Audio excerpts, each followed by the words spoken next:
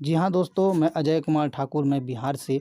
आज मैं सीखने के पर्पज़ के उद्देश्य से आज मैं फ़ॉरेक्स मार्केट क्या है, इसके ऊपर मैं वीडियो बनाने जा रहा हूँ। जहाँ से आप थोड़ा-सा लर्न करके आप डेली का 5, 10, $20 भी आप अर्निंग कर सकते हैं। तो ये मेरा आज का ये फ़ॉरेक्स के ऊपर ये जो सीरीज़ मैं स्टार्ट किया हूँ, ये वीडियो आप लोग देखना ना भूलें। फ़ॉरेक्स मार्केट दुनिया का सबसे बड़ा मार्केट है। यह मार्केट वर्ल्ड की जितनी सारी करेंसी है उनके ऊपर ट्रेडिंग होता है यहाँ पे। जैसे मान लीजिए इंडिया का रुपया है तो और देश का भी रुपया होगा, उनकी करेंसी होगी। तो वर्ल्ड की जितनी सारी करेंसी है उनके ऊपर ये फ़ॉरेक्स मार्केट में ट्रेडिंग होता है। 150 साल पुरानी ये फ़ॉरेक्स मार्केट है। तो दोस्तों अब मैं आगे बताऊँ फ़ॉरेक्स का क्या है कि एक दिन में न जाने कितने ट्रिलियन डॉलर का यहाँ पे बिज़नेस होता है। तो फ़ॉरेक्स समझ जाइए आप दुनिया का कितना बड़ा मार्केट है। यहाँ पे सेकंडों में हज़ारों डॉलर कमाए जाते हैं और नॉलेज ना होने की वजह से न जाने कितने अकाउंट भी यहाँ पर डूब जाते हैं। तो फ़ॉरेक्स लोग गैम्बलिंग कहते हैं, गैम्बलिंग नहीं है दोस्तों, ये एक पैसे कमाने का एक बेस्ट ज़रिया है। अगर आप सही से इसको यूज़ करते हैं, सही से कैंडलस्टिक का यूज़ करते हैं, सही का नॉलेज का ज्ञान करके आप ट्रेडिंग करते हैं, तो फ़ॉरेक्स ट्रेडिंग एकदम आसान है। तो मैं आपको सरल भाषा में फ़ॉरेक्स ट्रेडिंग क्या है और यहाँ से नॉलेज प्राप्त करके कैसे अर्निंग किया जा सकता है, वो मैं आपको यहाँ पर बताने का प्रयत्न करूँगा। फ़ॉरेक्स में लॉट के हिसाब से इनकम यहाँ पर होता है। जिस जैसा लॉट है वैसा आपको इनकम होगा। तो लॉट 4 प्रकार के होते हैं। एक स्टैंडर्ड लॉट होता है जो 1.0 से स्टार्ट होता है, मिनी लॉट 0.10 से स्टार्ट होता है, माइक्रो लॉट 0.01 से स्टार्ट होता है, नैनो लॉट 0.001 से स्टार्ट होता है। तो स्टैंडर्ड लॉट में आप यूनिट देख सकते हैं, $1,00,000 मतलब समथिंग आपके वॉलेट में होना चाहिए, तभी स्टैंडर्ड लॉट से आप ट्रेड कर सकते हैं। मिनी लॉट के लिए आपको 10,000, माइक्रो लॉट के लिए आपको 1,000, नैनो लॉट के लिए आपको $100 होना चाहिए। लेकिन नैनो लॉट आजकल के मतलब जो अपडेट हुए हैं उसमें नैनो लॉट को शायद हटा दिया गया है। तो अब standard lot, mini lot, micro lot से ही ट्रेड होता है।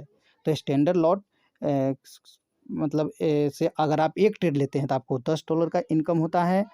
मिनी लॉट से आपको 0.10 से आपको $1 का इनकम होता है। माइक्रो लॉट से आपको 0.01 से ट्रेड लेते हैं तो $0.01 का इनकम होता है। दोस्तों मैं एक बार और दोहराना चाहूँगा कि फ़ॉरेक्स ट्रेडिंग लॉट के हिसाब से ही आपके ट्रेड का इनकम क्या होगा वो निर्धारित करता है। तो एक बार मैं और बताऊँगा कि स्टैंडर्ड लॉट 1.01 से स्टार्ट होता है, मिनी लॉट 0.10 से स्टार्ट होता है, माइक्रो लॉट $0.01 से स्टार्ट होता है। और आगे मैं आपको बताना चाहूँगा कि कितने लॉट पे, वो तो बता भी दिया हूँ कि स्टैंडर्ड लॉट में अगर एक स्टैंडर्ड लॉट से आप ट्रेड करते हैं तो आपको $10 का इनकम होता है। मिनी लॉट से आप ट्रेड करते हैं तो आपको $1 का इनकम होता है। माइक्रो से अगर आप 0.01 से ट्रेड लेते हैं तो एक पिप का, ये एक पिप का मूवमेंट मैं आपको बता रहा हूँ, एक पिप का मूवमेंट होगा तो आपको इनकम होगा। तो स्टैंडर्ड में एक पिप का मूवमेंट होगा तो $10, मिनी में एक पिप का मूवमेंट होगा तो $1, माइक्रो में एक पिप का मूवमेंट होगा तो आपको $0.1 का इनकम होगा एक पिप का। फ़ॉरेक्स मार्केट में ट्रेंड बहुत मायने रखता है।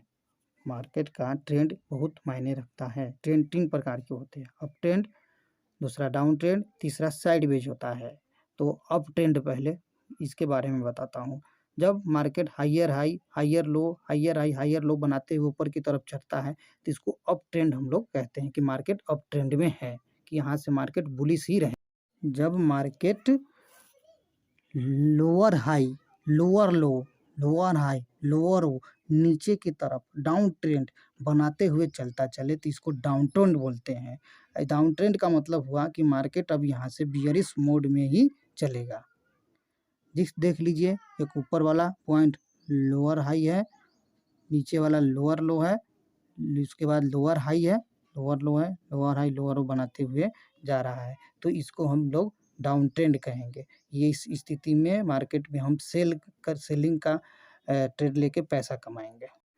अब तीसरा ट्रेंड होता है जिसको हम लोग साइडवेज ट्रेंड बोलते हैं। साइडवेज का मतलब आप समझ सकते हैं, न मार्केट ऊपर जा रहा है न मार्केट नीचे जा रहा है, एक बीच के ही लाइन में वो ट्रेंड कर रहा है। तो देख लीजिए, ऊपर जा रहा है मार्केट, यहाँ से नीचे आ रहा है, फिर नीचे जा रहा है, फिर ऊपर जा रहा है, फिर नीचे जा रहा है, फिर ऊपर आ रहा है। तो इस स्थिति में हम लोग इसको कहते हैं कि मार्केट अभी साइडवेज की स्थिति में है, तो इस स्थिति में ट्रेड करना खतरे से खाली होता है।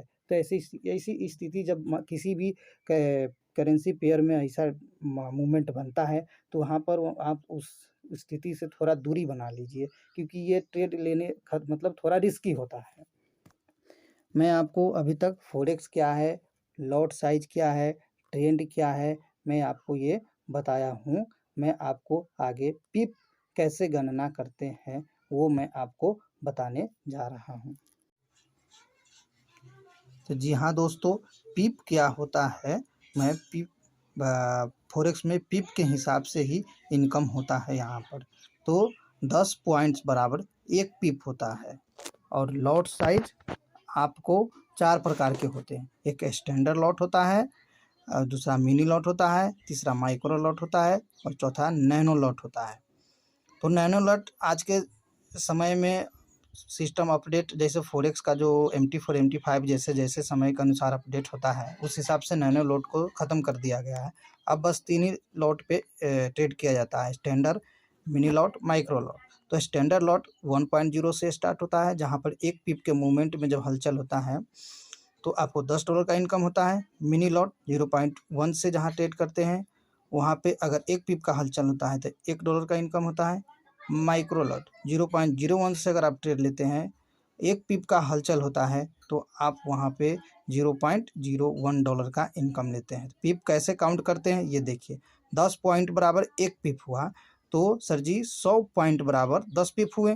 तो यूरो USD में अगर मान लेते हैं मार्केट 1.08738 पे ट्रेड हो रहा है, मैं वहाँ पे ट्रेड लेता हूँ, अगर उसमें 100 पॉइंट जोड़ूंगा तो देखिए जो 1.08838 अगर पहुँचता है तो मुझे वहाँ पर 10 पिप का इनकम हुआ।